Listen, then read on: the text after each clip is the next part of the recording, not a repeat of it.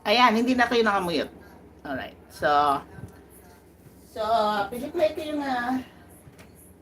yung link na binaba ni Miss Lynn Kids.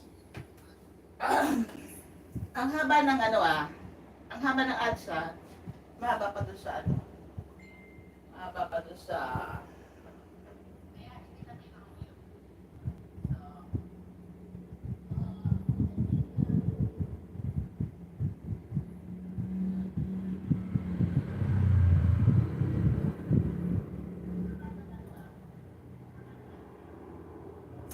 eh, ano ba to? Pelikula yata itong ads mo ang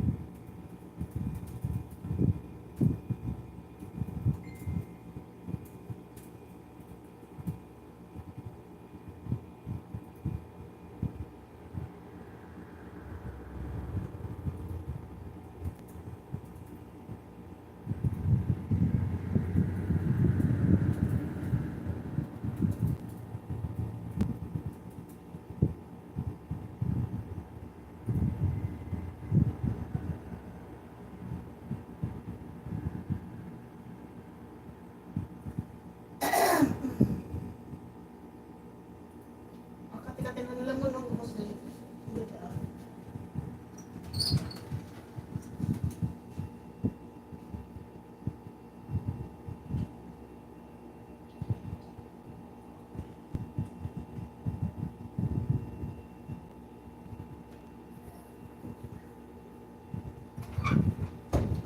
so, sisita ko nakikinig ka. Sabi nung kausap ko kanina, yung classmate ko nung high school, kasi narinig niya kasi inuubo ko ng inuubo.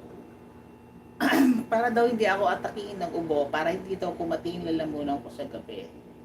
Eh, bago daw ako matulog, ay mag-gargle daw ako ng maligamgam na tubig. Warm lang, warm water with salt. I think ginagawa ko yan pag meron akong sore throat o may tonsillitis ako. Kasi madalas akong magkaroon ng tonsillitis. Instead ng inom ako ng gamot, nag-gargle ako ng nagmumumog ako ng warm water with salt. Para daw hindi ako ubuhin din. So, gagawin ko siya mamaya bago ako matulog. Kasi pag hindi na ako ubuhin, pero pag inubo ako talagang kati ng aking lalamunan. Hindi ko siya maintindihan. Last November pa ako, may ubo, tapos gumaling. Kasi last November nawala pa ako ng boses. Pagkatapos gumaling, and then wala na akong ubo ng December. Pagbalik ko dito, inuubo na naman ako. Kasi kanina nasa labas po, ang init-init, tapos ang ali-alikabok. Tapos tamang-tama, nandito na ako sa harapan ng gate namin nang biglang bumuhos ng malakas na ulan. Diba? Ang swerte ko. Kung nagkataon, basa ako.